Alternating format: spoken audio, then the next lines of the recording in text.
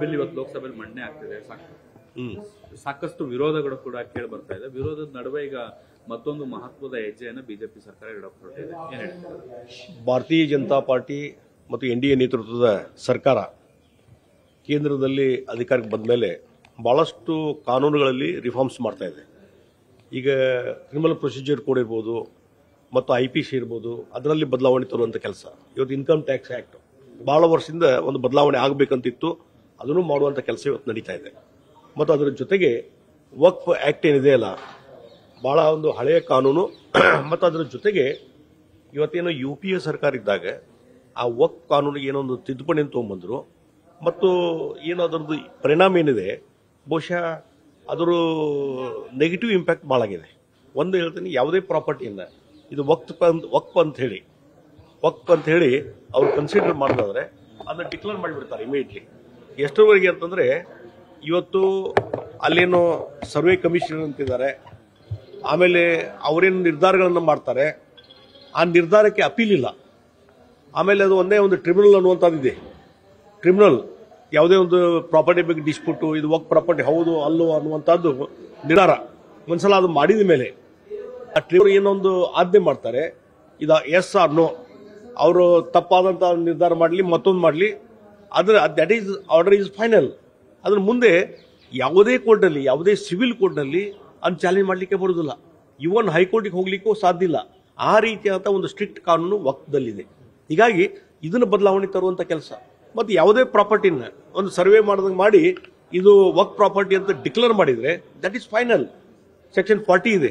Section 40 ಪ್ರಕಾರ ಇವತ್ತು ಅದನ್ನ ಫೈನಲ್, ಅದೇ ಪ್ರಾಪರ್ಟಿ ಫೈನಲ್ ಅನ್ನುವಂಥದ್ದು ಒಂದು ನಿರ್ಧಾರಕ್ಕೆ ಬರ್ತದೆ. ಈಗ ಆ ಸೆಕ್ಷನ್ 40 ತೆಗೆದು ಹಾಕುವಂಥ ಕೆಲಸ ಇವತ್ತು ನಮ್ಮ NDA ಸರ್ಕಾರ ಮಾಡ್ತಾ ಇದೆ.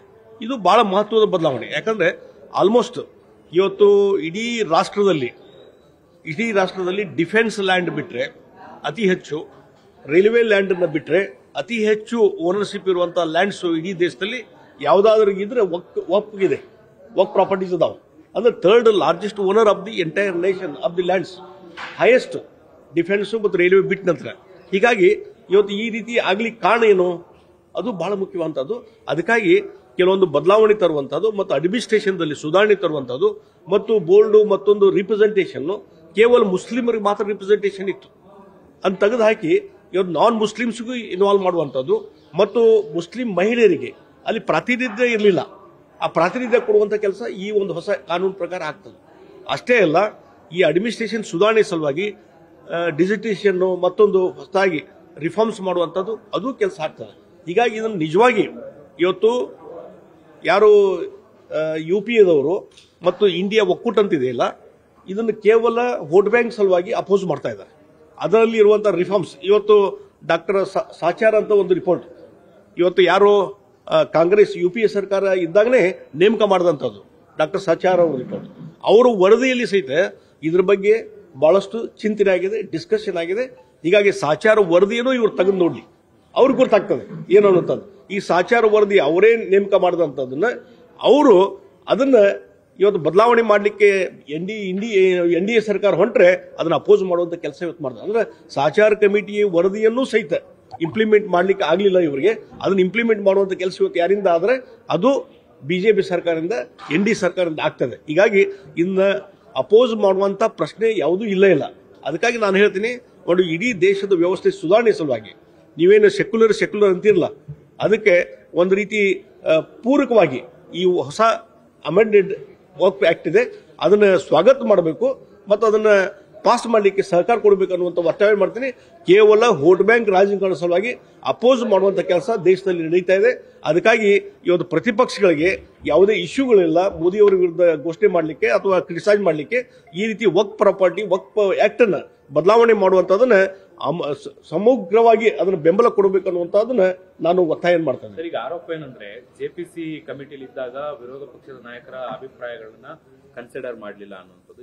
ಈ ಒಂದು ಬಿಲ್ ಏನಿದೆ ಅದು ಅಸಂವಿಧಾನಿಕ ಮತ್ತೆ ಮುಸ್ಲಿಂ ವಕ್ಫ್ ಸಂಬಂಧಪಟ್ಟಂತ ಆಸ್ತಿಗಳನ್ನ ಕಬಳಿಕೆ ಮಾಡುವಂತ ಹುನ್ನಾರ ಮಾಡಿದ್ದಾರೆ. ಅದಕ್ಕೋಸ್ಕರ ಅಮೆಂಡ್ಮೆಂಟ್ ತರ್ತಿದ್ದಾರೆ. ಅದೇ ಅದಕ್ಕೆ ನಾನು ಪ್ರತಿಯೊಬ್ಬರು ಇವನ್ನು ಅದನ್ನು ಸಾರ್ವಜನಿಕವಾಗಿ ಡಿಬೇಟ್ ಆಗಲಿ ನಾನು ಹೇಳುವಂಥದ್ದು. ಇವತ್ತು ಜಾಯಿಂಟ್ ಸೆಲೆಕ್ಟ್ ಕಮಿಟಿ ಇರ್ತದೆ, ಅಲ್ಲಿ ನಿಮ್ಗೆ ಮಾತಾಡ್ಲಿಕ್ಕೆ ಎಲ್ಲರಿಗೂ ಅವಕಾಶ ಇದೆ. ನೀವು ಇಲ್ಲ ಇದನ್ನ ಮಾಡಿಲ್ಲ. ಅಲ್ಲಿ ನೀವು ಮಾತಾಡ್ಲಿಕ್ಕೆ ಅವಕಾಶ ತೆಗೆದುಕೊಳ್ಳಿಲ್ಲ, ಪ್ರೊಟೆಸ್ಟ್ ಮಾಡ್ತೀರಿ, ಬಾಯ್ಕಾಟ್ ಮಾಡಿ ಹೊರಗೆ ಬರ್ತೀರಿ. ಇಲ್ಲಿ ಇವತ್ತು ಪಾರ್ಲಿಮೆಂಟ್ ಡಿಬೇಟ್ ಮಾಡಲಿ ಶಾಂತ ರೀತಿಯಿಂದ, ಏನ್ ಪ್ಲಸ್ ಮೈನಸ್ ಅದ ಡಿಸ್ಕಷನ್ ಮಾಡಲಿ. ಇವತ್ತು ನಾ ಹೇಳ್ದೆ ನೋಡ್ರಿ, ಇಲ್ಲಿ ನಮ್ಮ ದೆಹಲಿಯಲ್ಲಿ 70% ಲ್ಯಾಂಡ್ಸು ವರ್ಕ್ ಪ್ರಾಪರ್ಟೀಸ್ ಇದಾವೆ. ಇವತ್ತು ಹೈಕೋರ್ಟ್, ದಿಲ್ಲಿ ಹೈಕೋರ್ಟ್ ಸದ್ಯಕ್ಕಲ್ಲೇ.